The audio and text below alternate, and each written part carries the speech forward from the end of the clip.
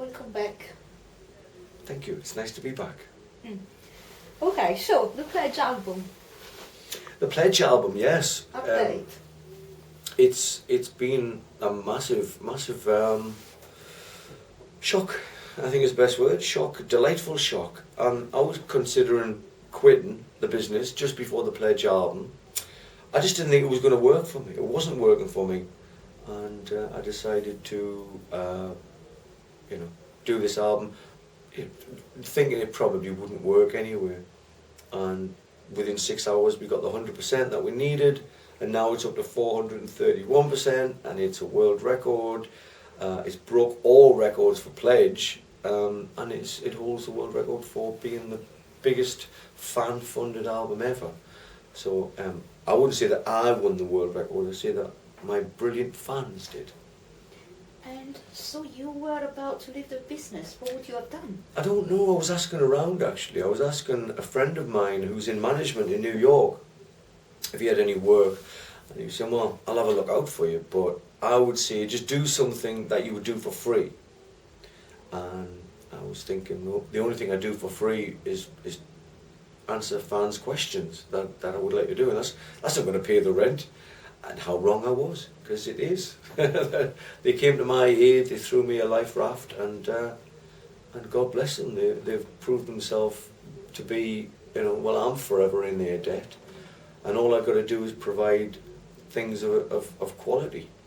And it just feels like I've just been, I've been living on top of a gold mine and I didn't even know. I just feel like one of those guys that was digging up the garden and a big jet of oil came out. And he was like, oh. Then you still doing. Get another bottle of that champagne, pet. Then you were still doing what you were doing. That was more an injection of self-confidence then, in a way. No, I've never really suffered from a lack of self-confidence. I just thought self-confidence wasn't really going down very well in Tesco's. They tend to need money. And the landlord especially wasn't too enamoured with my self-confidence. He was like, great, give me the rent, motherfucker. And it was just a case of maybe I've been deluding myself for a while, and maybe it's a case of I should work in the business, in management or something like that, or producing or something like that. Maybe being a musician per se isn't what I should be trying to do, and obviously a lot of people disagreed. Yeah, and you were saying when we spoke at Sony's Fair that you had this sort of creative fluid and you have to put things out anyway. Yeah. Well, it was a tough decision to make, but when you've got to feed a family, you've got to make some decisions based on things that aren't you. And so what's the financial side of it? The financial side was getting really tough. I was thinking, if I don't make a decision now, I'm going to end up being in a bit of a pickle. It was one of those. There comes a time in some people's lives where you've either got to walk away from the edge of the cliff, or just jump off and build your wings on the way down. And for me, I'm not a very good quitter. I can't walk away from things, so I had to just leap off the thing and trust that I was going to learn to fly. And leaving Michael's band was the first big one, and then going and doing the triple album was the second one. Because if the triple album hadn't have worked, that would have been my kind of maybe time's up, Ginger. You've been living off your 9 lives for 9 lives.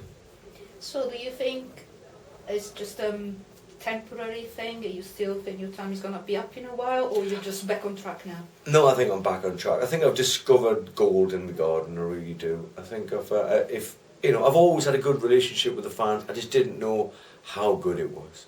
And now that I know how loyal and how much I can trust them, then it's up to me to make sure that I don't feed them any crap.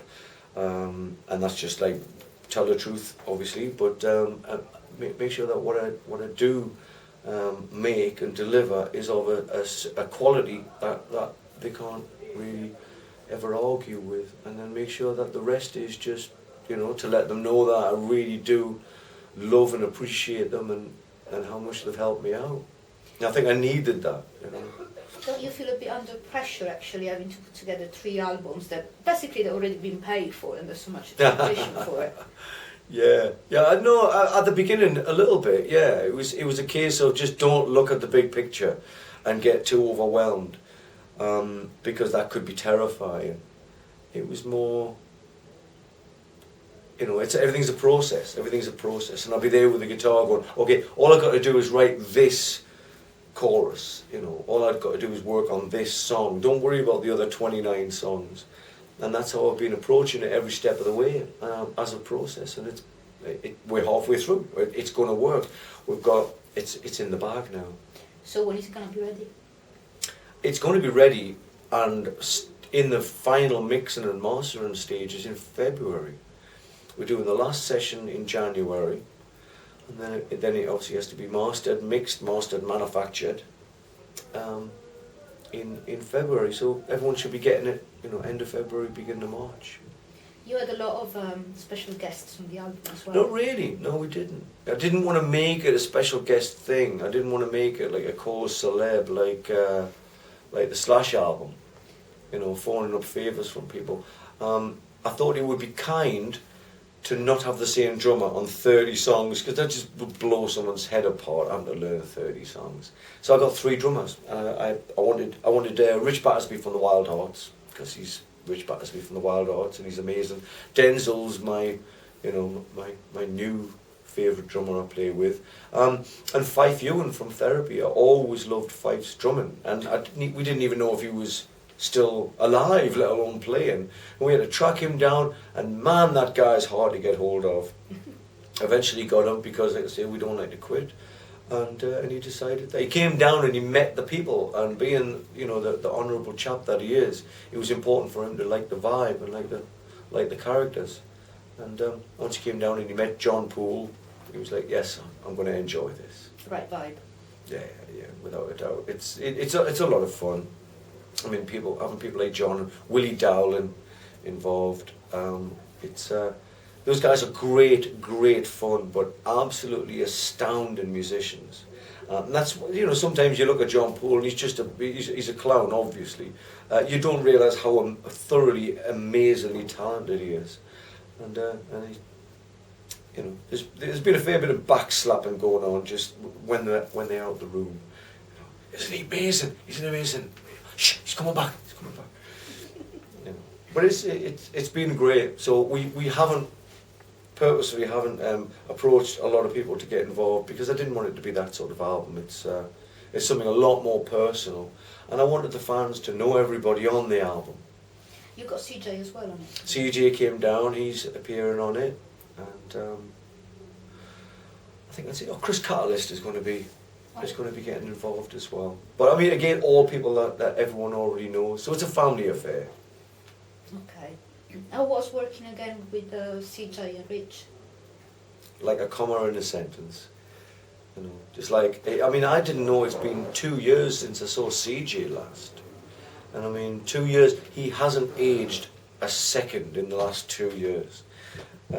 Still looks gorgeous, still smells great. And it was just great to see him, and some people in your life, you don't have to see a lot to have them in your heart. And then when you see them again, it just seems like, I saw you 5 minutes ago. Everyone has people like that in their life, and I'm just lucky that they're musician friends of mine, and I'm they're involved in this album.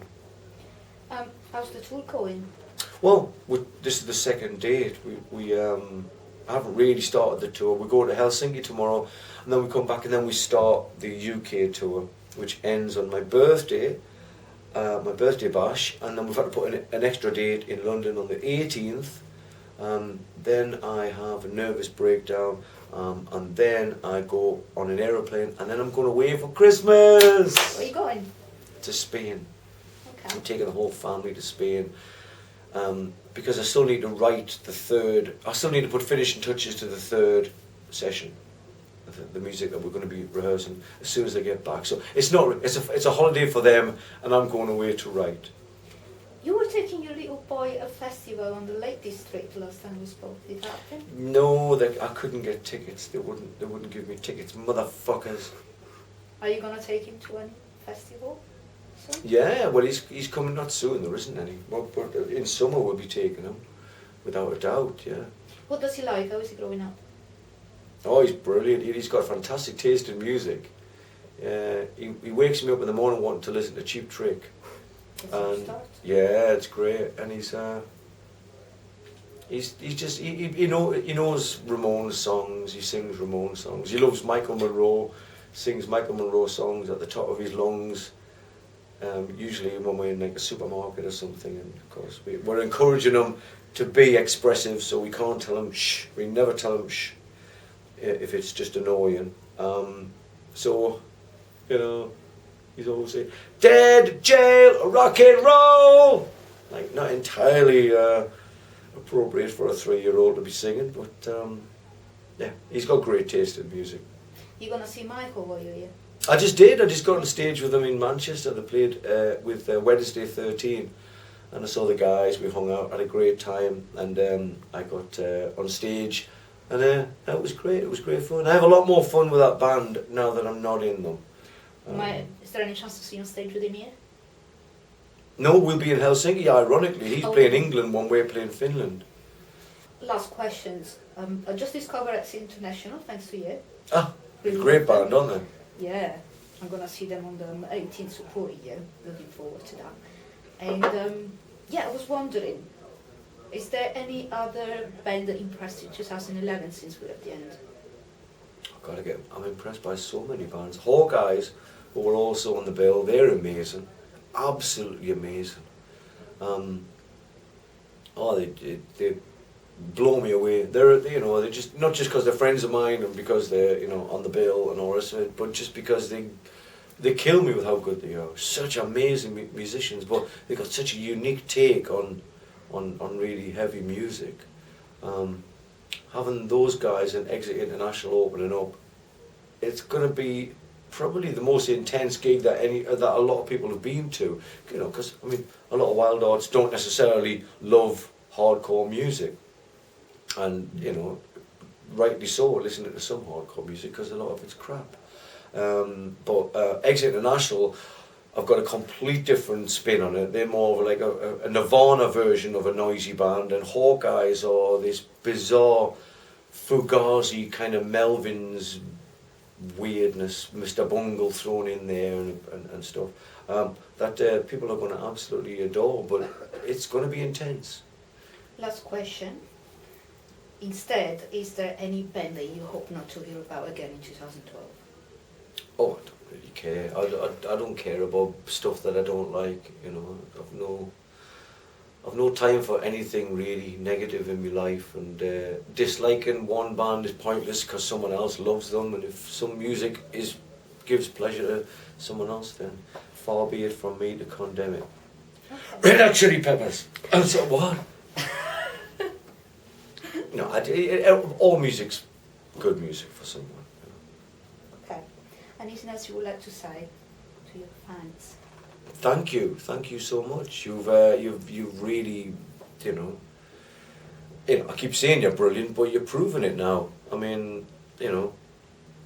Pearl Jam just auctioned, and they've got billions of fans, and they just auctioned a guitar for charity, and they made 10 grand, and I auctioned my guitar for charity and made 17 grand, and I've got fewer fans than them, and I'm not saying this to blow my own trumpet, which I kind of am.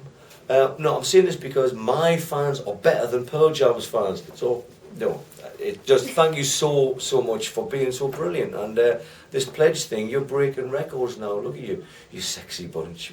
Look at you. What are you gonna do now? You're breaking world records, aren't you?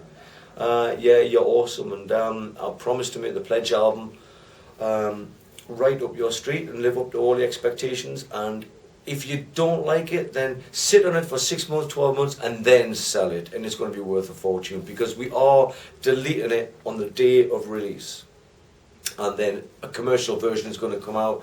But really, we're deleting the triple album. You're sitting on a collector's item now, so do yourself a favour, go and buy another one when you get a spare 20 quid, and I guarantee I'll buy it off you, because I'll be wanting to sell it for 500 quid in a couple of years' time. Thank you very, very much.